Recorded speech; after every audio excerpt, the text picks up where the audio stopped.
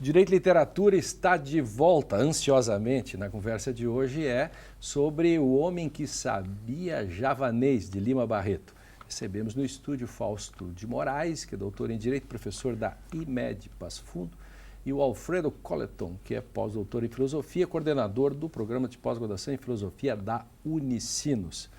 Eu perguntava sobre essa questão do relativismo, enfim, poderíamos falar da questão do personagem Humpty Dumpty, de Alice através do espelho, né? Enfim, para o direito, a densidade desse conto... Nós podemos dizer que o Lima Barreto ele utiliza um personagem muito parecido com aquele da Alice no espelho, principalmente porque ambos os personagens eles têm a característica do uso pragmático da linguagem. Eles estão utilizando a linguagem como se fosse possível eles constituírem do nada o sentido das coisas. E aí esse poder a partir do momento que eu tenho a capacidade, ou a possibilidade, ou o poder de dar esse sentido das coisas do jeito que eu quero, as coisas se submetem a mim. E todos devem se submeter a mim. E quando o nosso professor Castelo, que era o professor de javanês, só ele dominava essa linguagem, ele poderia exercer essa esfera de poder. Sequer dominava. Sequer dominava. Aí que está o lance, né? Da questão. Se ele dominasse ainda, né? Se ele dominasse, era um embuste. Eu acredito que também uma metáfora que nós poderíamos fazer é da especialização e fragmentação do conhecimento. Hoje em dia, a gente escuta falar muito que o direito tem uma linguagem própria e poucas as pessoas conseguem entender aquilo que o direito diz. Como que a pessoa que não conhece... Juridiquês. Javanês, juridiquês. Como que a pessoa que não conhece o javanês, quer dizer, o juridiquês, pode entender o motivo ou o fundamento de uma decisão judicial, por exemplo? Claro, claro. O que é uma enfiteuse? Embargos. Embargos, embargar algo, embargar uma obra, como é que faz? Essas coisas que o povo não entende e que o direito javaneia. Mas as pessoas têm um senso de justiça. Claro. As pessoas têm um senso de verdade, um senso de justiça que elas procuram. E digo, como se tergiversou ao ponto de botar na justiça uma ameaça, né? Eu ameaço o outro levar para o javanês, né? Para uma linguagem que eu não mais domino, né? Que eu não mais compreendo, então fico refém dos técnicos, dos especialistas, né? E eles vão decidir o meu destino na linguagem que me torna analfabeto, né? Isto. Esses códigos me tornam analfabeto, porque eu não domino essa nomenclatura, né? Perfeito. Então... Sim, professor, mas voltando à metáfora do nosso juridiquês, quando nós falamos da autoridade, se nós fôssemos pensar esse conto com a autoridade, o próprio título conferido ao professor de javanês lhe dava autoridade sobre aquele conhecimento. Se nós pensarmos hoje, quando nós falamos do jurista, nós estamos dizendo, olha, esse cara tem autoridade, ele sabe, ele tem autoridade de falar sobre o direito. O grande problema, e talvez uma passagem engraçada... É o Skeptron da fala de Homero. Eu recebo o Skeptron e estou autorizado a dizer qualquer coisa sobre a guerra. Uma parte engraçada do conto acaba sendo o momento em que o Castelo, o nosso professor de javanês, ele confessa ao amigo dizendo, uma vez eles quase me pegaram com a mentira. Eu estava trabalhando na diplomacia e prenderam um marinheiro que não sabia que língua que era, uma língua muito estranha. E chamaram inúmeros especialistas para saber qual que é essa língua. Será que essa língua é alemão? Será que essa língua... Eu não sei que língua era essa.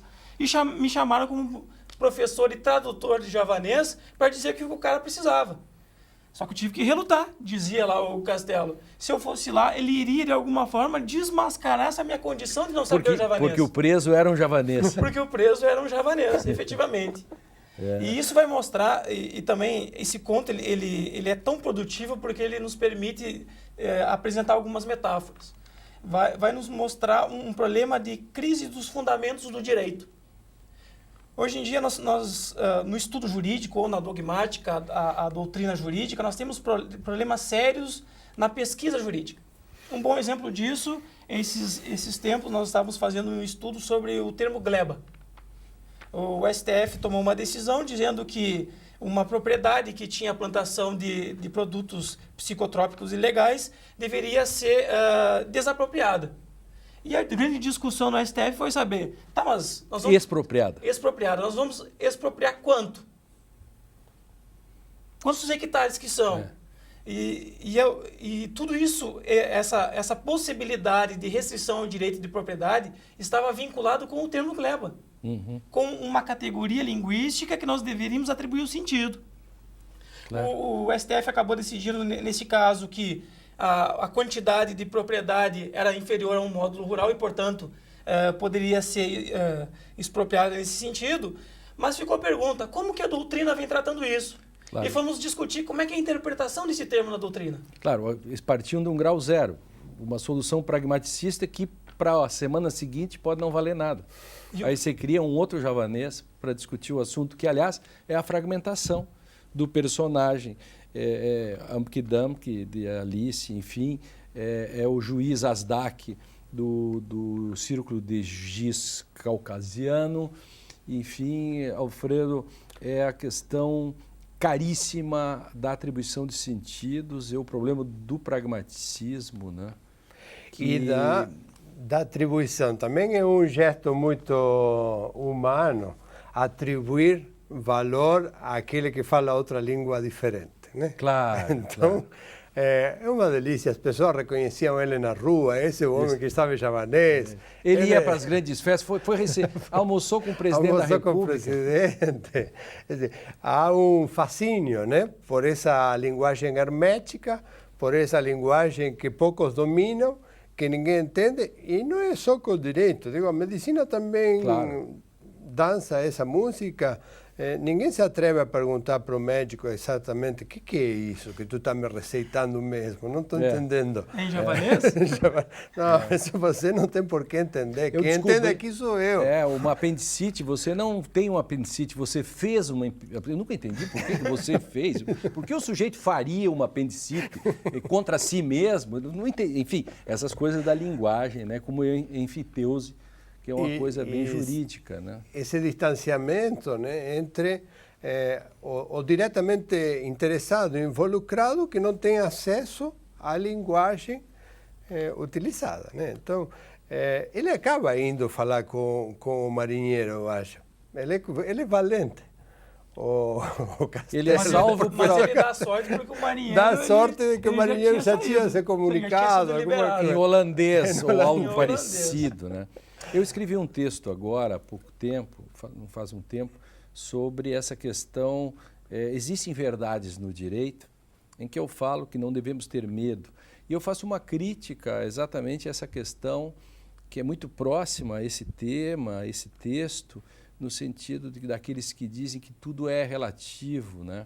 É como se o processo de atribuição de sentidos pudesse ser livre e o juiz ou alguém que julga pudesse dar sentidos. Quer dizer, hoje o sujeito furta R$80, é insignificante ou não, dependendo de quem atribui o sentido. Não, tem que ter algum critério no cotidiano. Por que no cotidiano você não faz assim? Você se estreparia no cotidiano se você fosse de fato um relativista. Estou certo, Alfredo? Claro. E esse é um dos pontos interessantes do conto, Lênio, porque toda a mentira que o Castelo conseguiu aplicar no Barão, ela se sustentava por um ponto de coerência.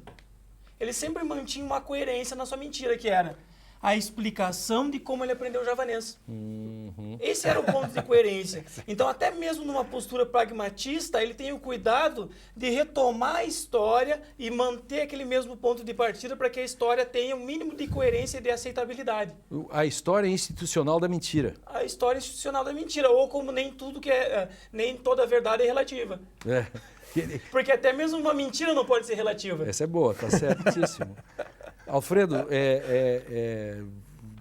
que mais? Porque nós temos ainda 3 minutos. Muitas coisas. Porque ler esse conto, claro, nós temos que ler esse conto. Tudo que nós estamos falando, acho que a gente está vendendo bem o peixe. Por que os juristas, a primeira coisa é que ler um conto desse? Não, às vezes a gente tem que voltar ao clássico, ao básico, ao que nos uniu. O que nos uniu é que há uma relação entre o direito e a literatura e a filosofia íntima. Bingo. E a gente tem que sentar e fazia tempo que eu não sentava, peguei um volume com todos os contos do Lima Barreto, e uma delícia, esse homem escreve maravilhosamente, né? E o Borges dizia, porque todo mundo achava que ele também sabia javanês, né? O Jorge Luis Borges, que falava maravilhosamente, e escrevia fantasticamente, né? Mas ele diz, eu não me enorgulheço dos livros que eu escrevi, eu me enorgulheço dos livros que eu li. Dos livros que eu li. E aquela Ler sensação... livro é maravilhoso. Aquela sensação, por exemplo, o nosso telespectador do norte ao sul do Brasil, a leitura, o prazer que é ler um livro, né? É uma coisa maravilhosa, né? A gente se preocupa tanto em escrever livro, vamos ler livro bom, né? O sentido das palavras. Claro. Eu concordo com o Jorge Luis Borges, né? Eu gosto mais dos livros que eu li. Mas diga, tem um minuto, meu querido. Então, Helena, eu gostaria de falar o seguinte. Nesse conto, que uma das questões assim que me marcou bastante é que esse javanês acaba sendo juridiquês. Uhum. E o direito, nós temos... em virtude dos nossos estudos, é possível identificar que o direito acaba construindo uma realidade própria e muitas vezes essa realidade não tem nenhuma vinculação com a sociedade e com a realidade da sociedade. Um bom exemplo disso são questões de concurso, que você vai ver, por exemplo, um gêmeo chipófago foi morto, ou se não, uma pessoa que vai no SUS e pede para fazer uma transformação de lagarto, muito bem, esses assuntos já abordados pelo professor. E o nosso conto, ele vai dizer que aquele marinheiro que por sorte do castelo não encontrou ele, acabou sendo o papel da crítica do direito. A crítica do direito tem que denunciar o uso mal do uso da palavra, da linguagem javanesa. A crítica do direito tem que desnudar o elefante que está escondido atrás da formiga. Tirar o óbvio do anonimato. Eu quero agradecer o Alfredo, agradecer o Fausto, foi delicioso o programa.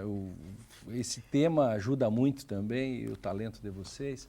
Direito e Literatura fica por aqui. Assista esse e outros programas no nosso facebook.com/Direito e Literatura. E não esqueça de participar, faça sugestões, comentários. Eu espero você no nosso próximo encontro para que possamos discutir os clássicos e demonstrar cada vez mais a inexorabilidade entre a filosofia, o direito e a literatura e vice-versa.